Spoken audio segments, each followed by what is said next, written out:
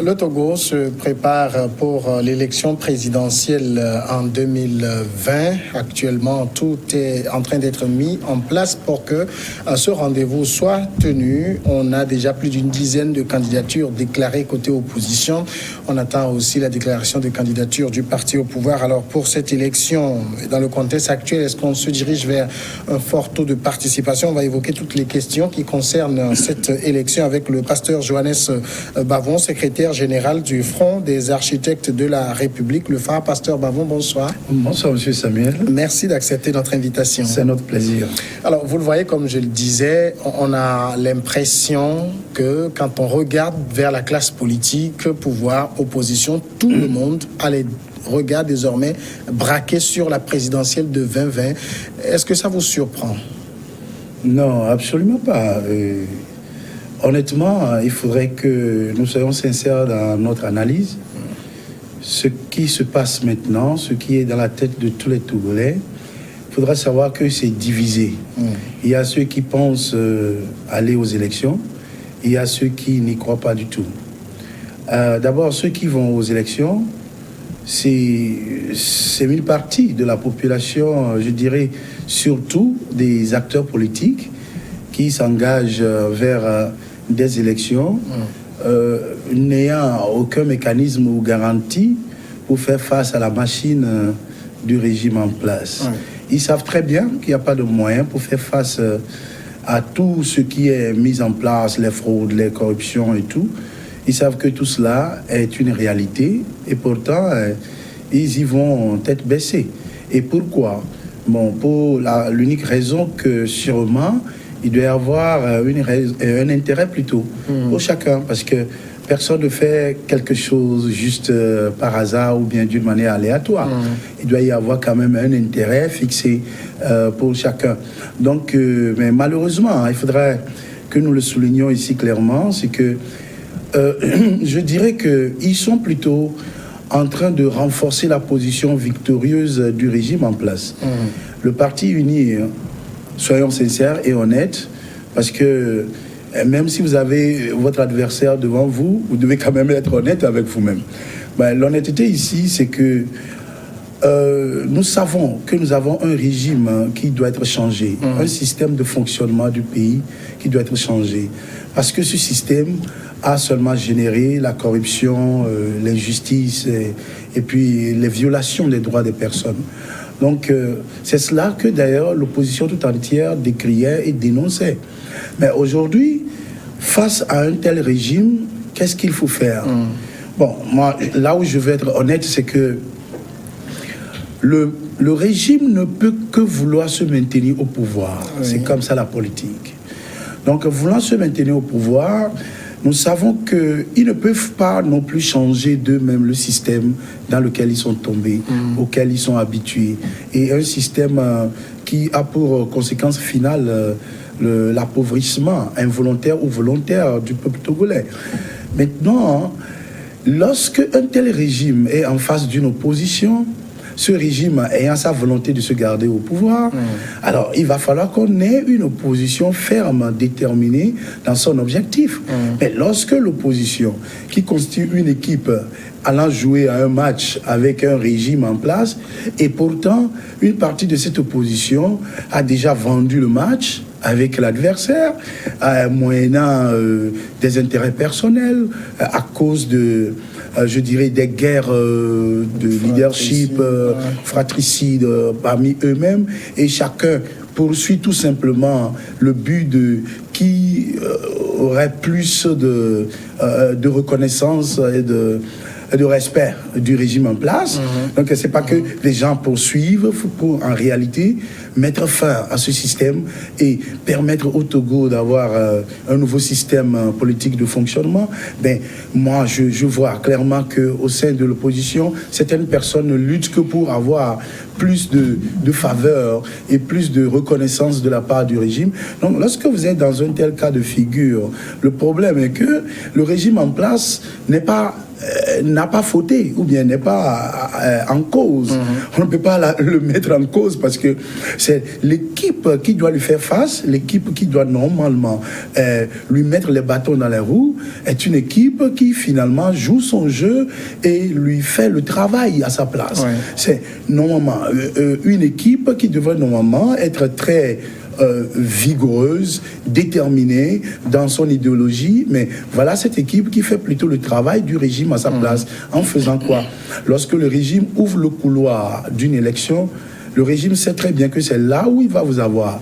Parce que vous n'avez pas les moyens pour contrôler les fraudes, pour contrôler l'achat des consciences, pour contrôler la corruption et contrôler, je dirais, toute la machine qui a été mise en place. Le régime sait que c'est là où il pourra s'en sortir. Mais vous devez faire comprendre à la population, au peuple togolais, que cette élection ne peut pas nous aider parce que nous n'avons pas les moyens et parce que les conditions ne sont pas remplies. Entre-temps, j'ai été largement conforté par une déclaration de M. Jean-Pierre Fabre sur RFI qui nous disait qu'ils vont tout faire, ils vont lutter pour que nous ayons un cadre électoral bien assaini. Et pourtant, nous n'avons pas vu cette lutte-là. Aujourd'hui, nous nous approchons plus de cette élection, en réalité, sans cette lutte. C'est ça le problème. Alors, c'est pourquoi il y a certaines personnes qui vont aux élections, et il y a d'autres qui sont complètement, je dirais, brisés dans le cœur. Ils se sentent plutôt trahis par une opposition à laquelle ils ont eu confiance. Mais quand vous prenez la classe politique, surtout de l'opposition, c'est le branle-bas de combat. Hein, ça bouge dans tous les états-majors. Qui pour être candidat, qui pour se positionner d'une manière ou d'une autre. Donc ça veut dire finalement les gens ont intégré dans leur esprit que c'est la case élection qui est la plus importante. Mais c'est ça le problème. Parce qu'il ne suffit pas seulement d'aller à un match. Il faut être sûr que les règles sont générales pour tous. Il faut être sûr que vous allez fonctionner ou bien vous allez jouer avec des règles qui s'imposeront à tout le monde. Mais vous n'avez pas les règles, vous n'avez pas obtenu ça. Les règles ne sont pas générales pour tous. Depuis le fonctionnement, ou bien je dirais les réformes constitutionnelles, jusque là où nous sommes arrivés aujourd'hui, nous avons vu qu'il y a eu trop de parodies. Il y a eu beaucoup de choses qui ne sont pas ce qu'elles devraient être. Mais en réalité, vous mettez de côté les règles qui doivent régir le jeu et vous courez dans tous les sens dans votre état-major. Pourquoi ? Pour le jeu et sans savoir comment contrôler la règle. Parce que c'est la règle qui doit s'imposer à tout le monde. C'est ce que le phare a toujours dit dans le début. Donc, quand vous parlez de règles, quand vous regardez aujourd'hui le cadre électoral, les réformes demandées par exemple pour la Constitution et tout, quand on y regarde de près, il y a eu beaucoup de choses qui ont été faites. Mais les choses essentielles n'ont pas été faites malheureusement. Comme quoi par exemple? Voilà. Nous avions écrit une lettre au gouvernement et à toutes les institutions de l'État. Nous avons bien fait, comme vous vous rappelez.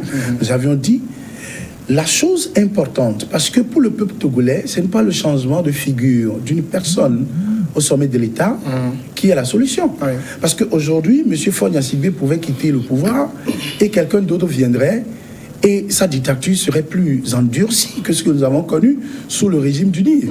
Donc, pour le peuple, un peuple qui doit être libéré dans la Constitution. Je vais être concret. Vous imaginez, lorsque nous parlons de la limitation des mandats, vous avez vu comment on a limité notre mandat. Donc le verrou a été sauté, alors qu'à côté de nous, nous avons la Guinée qui avait un verrou très fort qui disait que cette disposition de la limitation du mandat ne peut faire objet de révision. Et pourtant, vous avez vu ce qui se passe en Guinée.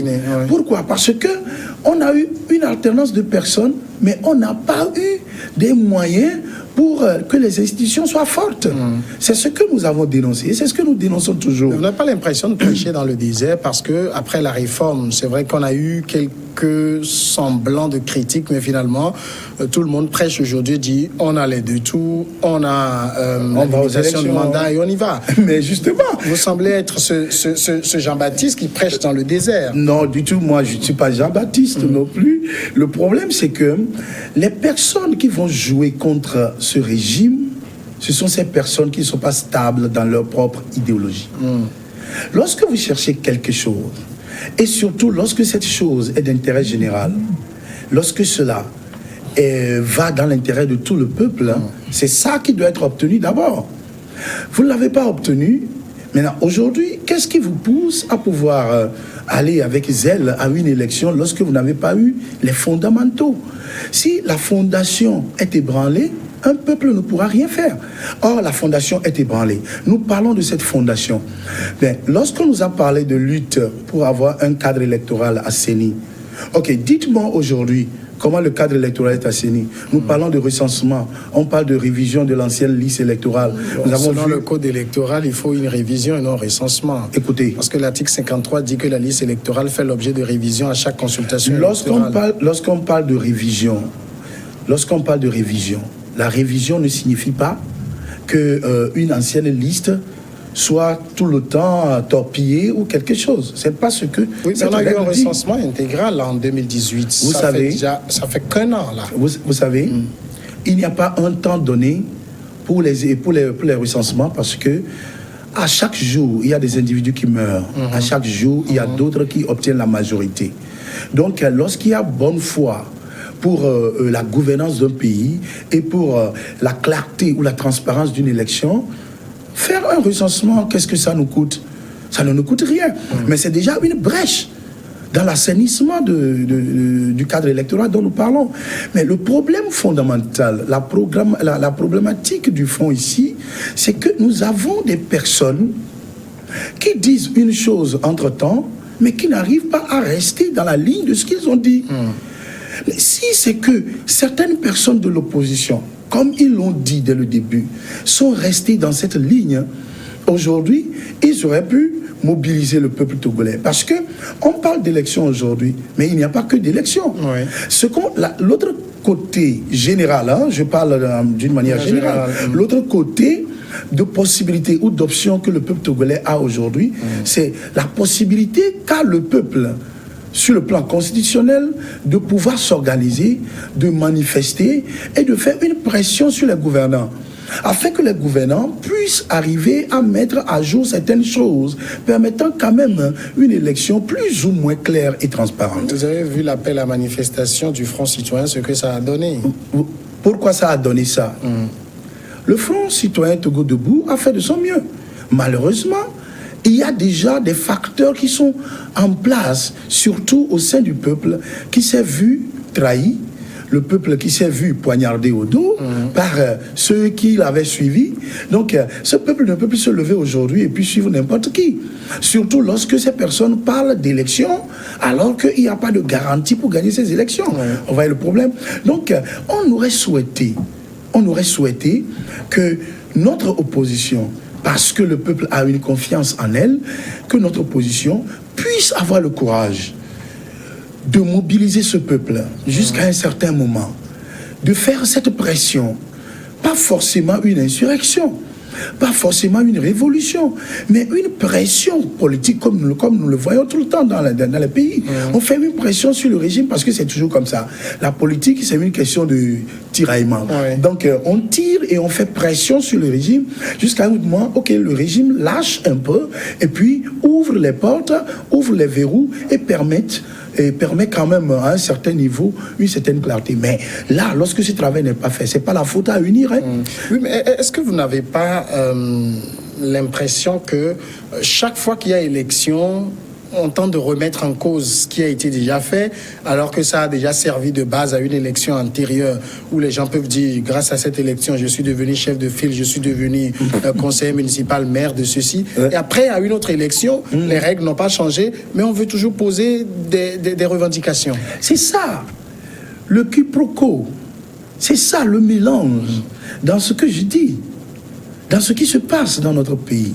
Le mélange, c'est que lorsque vous dites que vous voulez lutter pour la libération du pays, dès le début, au même moment, vous ne pouvez pas chercher la libération du pays tout en cherchant votre propre intérêt. Les deux ne peuvent pas être conciliables. La situation ici, c'est que depuis les législatives, il y a des personnes qui ont été dans la ligne du peuple, voulant la libération du peuple. Non, on n'ira pas à ces élections parce que les conditions ne sont pas remplies. Ouais. Très bien, mais on dirait qu'après ces législatives, il y a eu des personnes qui ont commencé par avoir le regret d'avoir perdu un pain ou bien un sandwich d'un côté ou d'un autre. Il y a d'autres qui ont commencé par penser que, ben voilà, ils ont perdu le privilège d'antan et tout. Alors ça a commencé par les titiller. On parle des locales, sans explication, sans obtenir ce qu'ils dénonçaient au prime abord. Alors du coup, ils sont tombés dedans.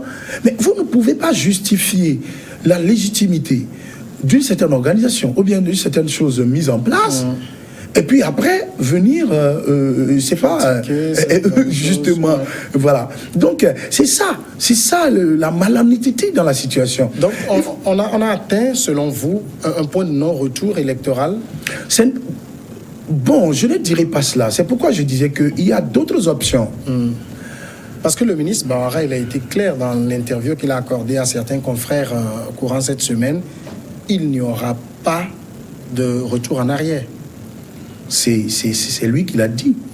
C'est un ministre de la République. Le ministre le Bahara, porte-parole du gouvernement. Le ministre Bahara ne peut que parler au nom du gouvernement. Les fautes qui ont été commises de notre côté jusqu'à ce niveau et qui ont plutôt été en faveur du régime en place, c'est ce que je viens de décortiquer. Et ça, je le répète encore, UNIR n'est pas à blâmer dans cette situation. Puisque vous-même, vous n'avez pas voulu être honnête, vous avez voulu être traître à ce que vous avez promis au peuple. Alors, ben, ça avantage UNIR. Donc, ils avancent. Le ministre Bahara ne peut que parler au nom du gouvernement et selon le programme du gouvernement. Alors, figurez-vous que tout gouvernement dans un pays s'efforce à s'organiser d'une certaine manière forte à ce qu'il n'y ait pas de déstabilisation. C'est toujours comme ça.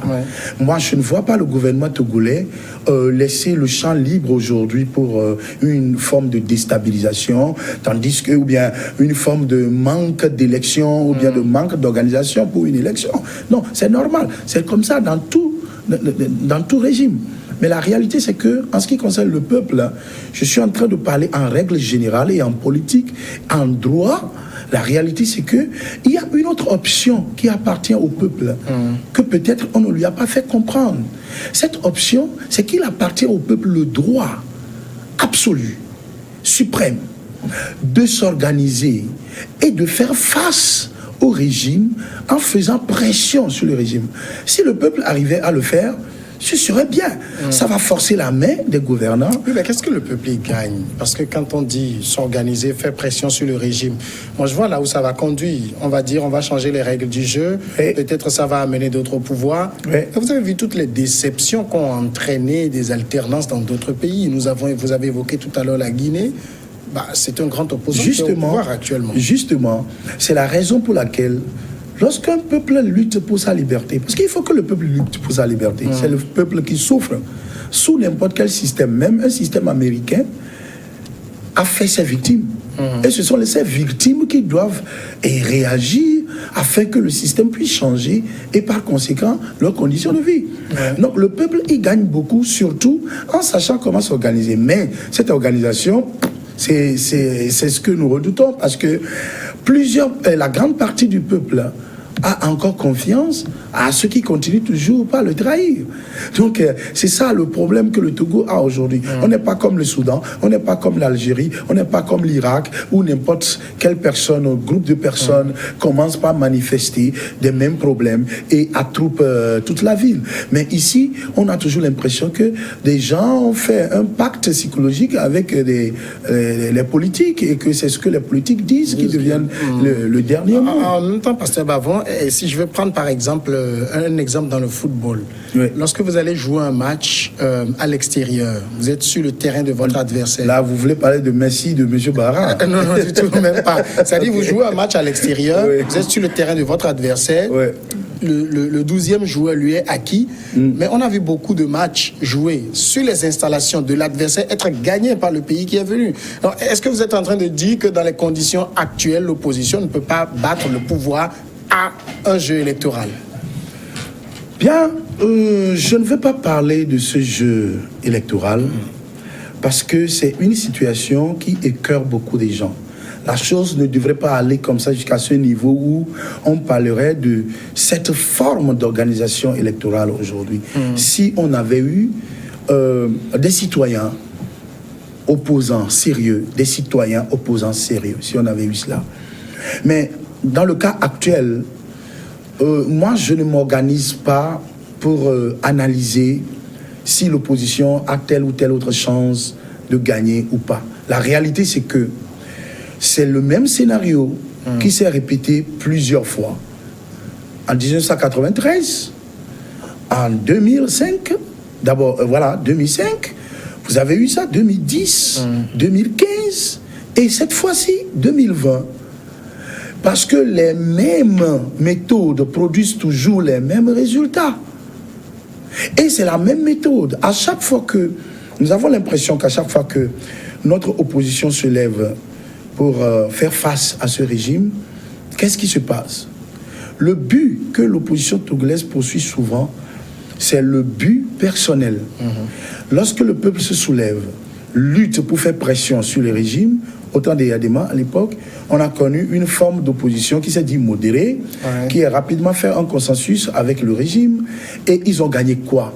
Un poste de Premier ministre ou un poste de président de l'Assemblée. Ils ont gagné leur argent, ils ont gagné leur indemnité et tout. Et en fin de compte, on retourne encore dans la rue. Les radicaux non plus n'ont rien apporté. Non, le problème, c'est que les radicaux aussi, de leur côté, ont leurs problèmes. Bon, mais je suis en train de parler de ceux-là qui se sont dit modérés.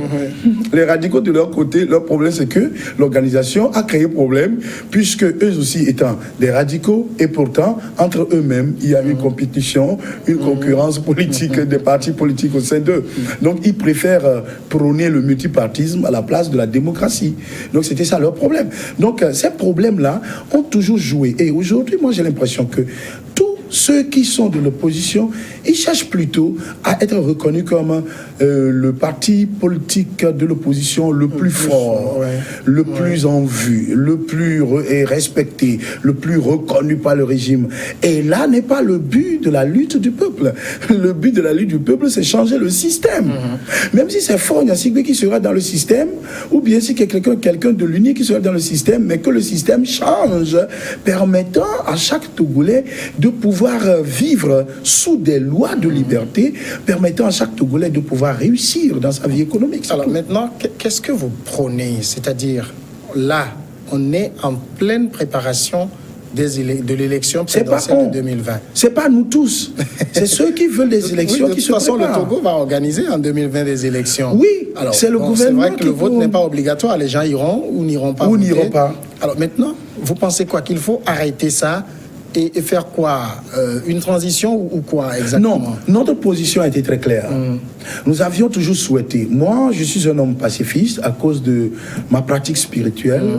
Et cette pratique ne me permet pas de prôner la violence ou bien de prôner le conflit. C'est pas pour quelqu'un, c'est pas pour Dieu, c'est pour moi-même. Alors, au nom de cela, nous avions déjà devancé très tôt, écrit des pétitions auprès du gouvernement, que le gouvernement même prenne l'initiative. J'aurais été à la place du président Faure, que j'allais décider que certaines choses soient mises en place, personnellement, que les choses soient mises en place, etc., de manière à apaiser le peuple togolais. Donc, on avance vers des élections, et voilà, pour que le pays soit apaisé. Mais regardez ce qui se passe aujourd'hui. Tantôt on a dit qu'il y a telle violence, tantôt on a dit qu'il y a tel soulèvement. Pourquoi? Parce que le peuple n'est pas encore satisfait. Alors ce que nous prônons, c'était pas la transition. Nous avions bien dit qu'il faut qu'il y ait des réformes, que les réformes soient encore revues. Qu'il y ait ceci, qu'il y ait cela, etc., bien noté dans notre lettre. Bon, bien sûr, c'est le comportement de tout système concentrationnaire. Lorsque les pouvoirs sont concentrés dans les mains d'une personne, on envoie des pétitions, le peuple, les gens envoient des pétitions, on pense que bon, ils n'ont pas ils n'importent pas trop, donc on ne les regarde pas. Donc aujourd'hui, nous sommes toujours dans cette position. Quand bien même nous savons que le gouvernement ne nous écoutera pas, nous sommes toujours dans cette position. Toutefois, il y a une autre partie de la population qui prône la transition aujourd'hui, qui demande la transition. Oui, si nous ne sommes pas écoutés, en fin de compte, ceux qui demandent les transitions, s'ils arrivent à bien s'organiser, nous allons les soutenir parce que nous ne voulons pas le changement de figure au sommet de l'État. Nous voulons le changement de système. Est-ce que vous ne craignez pas d'être désavoué par la classe politique en général? En quel sens? C'est-à-dire, il y a un calendrier, tout le monde s'est inscrit, enfin, la classe politique s'est inscrite dans ce calendrier, mais vous vous dites, il faut faire des réformes. Si on n'est pas écouté, on va soutenir ceux qui prônent la transition, mais tout cela met à mal le calendrier dans lequel les gens sont lancés. Bien sûr, à condition que ceux qui prônent la transition s'organisent dignement. Et à condition encore qu'ils parviennent à faire pression sur le gouvernement. Ça, c'est quelque chose qu'on ne doit pas exclure dans un pays démocratique qui se veut démocratique. On ne peut pas refuser à un peuple, parce que le peuple a ce pouvoir de réagir à tout moment, faire pression sur ses gouvernants et bouger les lignes vers un certain sens. Excusez-moi, je vais vous dire ceci pour terminer. En réalité, je suis quelqu'un, je n'aime pas manger mon totem. Je ne mange pas mon totem. Lorsque j'avance une idéologie, elle est fondée sur des convictions. Et en cours de route, ce n'est pas pour tel intérêt ou tel autre que je change ma conviction. Ma conviction, elle reste la même et elle reste ferme. C'est-à-dire que même si quelqu'un ne sera pas d'accord avec moi, en son âme et conscience, il saura que c'est ça qui est juste que nous devons faire. Pasteur Johannes Bavon, merci d'être passé. C'est moi qui vous remercie. Secrétaire général du Front des architectes de la République. On va maintenant marquer la pause et nous regardons ensemble le journal. Dans 10 minutes, c'est Regards croisés.